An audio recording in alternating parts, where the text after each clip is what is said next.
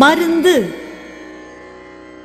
மிகினும் குறையினும் நோய் செய்யும் நூலோர் வழிமுதலா எண்ணிய மூன்று. மருத்துவ நூலோர் வாதம், பித்தம், சிலேத்துமம் என எண்ணிய மூன்றும் அளவுக்கு மிகுந்தாலும் குறைந்தாலும் நோய் உண்டாக்கும். மருந்து என வேண்டாவாம் யாக்கைக்கு அருந்தியது அற்றது போற்றி உணின். முன் உண்ட உணவு செரித்த தன்மையை ஆராய்ந்து போற்றி பிறகு தக்க அளவு உண்டால் உடம்பிற்கு மருந்து என ஒன்று வேண்டியதில்லை.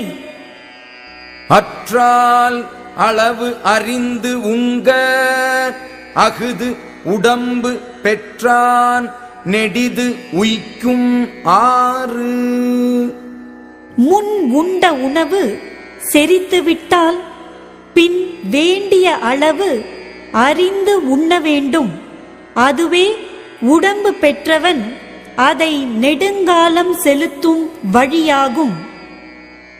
அற்றது அறிந்து கடைப்பிடித்து மாறு அல்ல துய்க்க துவரப் பசித்து. முன் உண்ட உணவு செரித்த தன்மையை அறிந்து மாறுபாடில்லாத உணவுகளை கடைப்பிடித்து அவற்றையும் நன்றாக பசித்த பிறகு உண்ண வேண்டும்.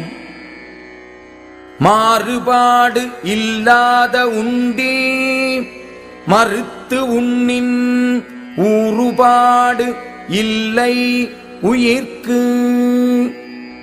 மாறுபாடில்லாத உணவை அளவு மீறாமல் மறுத்து அளவோடு உண்டால் உயிர் உடம்பில் வாழ்வதற்கு இடையூறான நோய் இல்லை. இழிவு அறிந்து உண்பான் கண் இன்பம் போல் நிற்கும் கழிபேர் இறையான் கண் நோய்.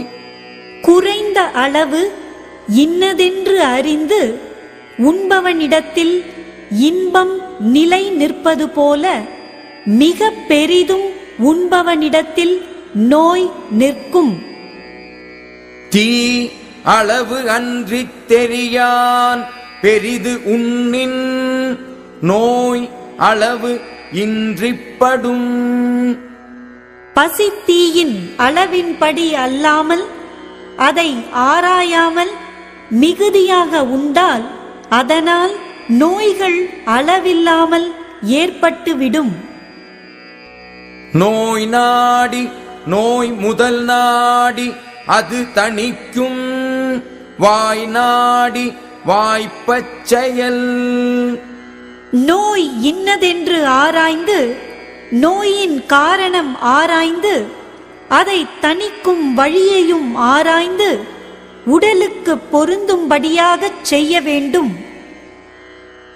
உற்றான் அளவும் பிணி அளவும் காலமும் கற்றான் கருதிச் செயல். மருத்துவ நூலை கற்றவன் நோயுற்றவனுடைய வயது முதலியவற்றையும் நோயின் அளவையும் காலத்தையும் ஆராய்ந்து செய்ய வேண்டும். உற்றவன் தீர்ப்பான் மருந்து உழைச்செல்வான் என்று அப்பால் நாற்கூற்றே மருந்து. நோயுற்றவன் நோய் தீர்க்கும் மருத்துவன் மருந்து மருந்தை அருகிருந்து கொடுப்பவன் என்று மருத்துவ முறை அந்த 4 வகை பாகுபாடு உடையது.